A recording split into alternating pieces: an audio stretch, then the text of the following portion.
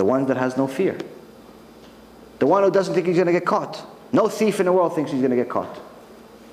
Who cheats? The one who doesn't think he's going to get caught. Who lies? The one who doesn't think he's going to get caught.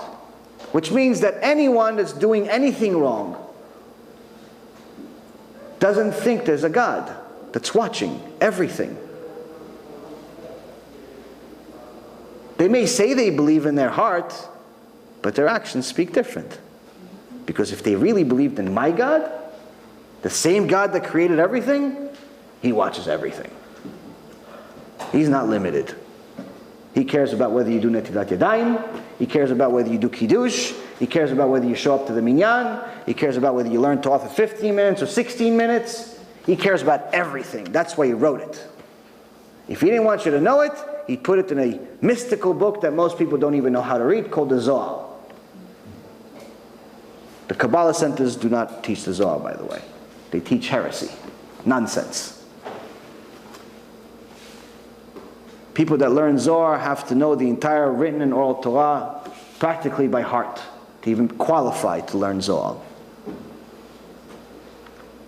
Why did Hashem put it there? Because that's for special people that qualify. Average people, us, He gave us everything we need to know. Once we know He's real, when we pay attention that He's in control of everything, we'll stop stealing, we'll stop violating, we'll start becoming more like human beings. We won't yell at people because we know that Hashem doesn't like anger. We start becoming better people. And then it says, after we fear Him, what happens next? Vayaminu ba'Adonai.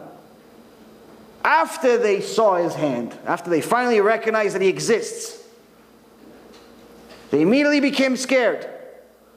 Then you can say, Vayaminu. Then you can say, yes, now they have Emunah. Now they believe in Him. You can't have belief in something you don't even know. Once you have the fear, then you can start talking about Emunah. And once you have the Emunah, it says, Vayaminu ba'Hashem u'b'Moshe avdo. And they believed in Him and in Moses his servant. Why was it so significant for Hashem to have us believe in Moses his servant? Because another name for Moses that everyone knows him by, including the Goyim, is Moshe Rabbeinu. Moses, our rabbi. Once we notice the hand of God, then we fear Him. Once we fear Him, then we can have Emunah in Him at all times. Once we know that He's real and we have Emunah in Him at all times, then we're going to start listening to the sages that gave us the explanation of what Hashem said. We're going to start listening to our holy rabbis that actually tell us the truth. Not the ones that just want tzedakah. This is one of the most important parts that any Jew needs to know, and that's why it's inside your tefillah. Chazal knew that we need to learn this every day, not just once a year during Parashat Shavua. So they put it in Tfilat Shachrit, the prayer that most Jews still do if they're observant. Because they know Emunah is something you have to work on. When you have Emunah, nothing else matters. To finalize my story, when Hashem wanted me to just focus on this and focus on getting people to come back to Him, He wanted to make sure I have no distractions.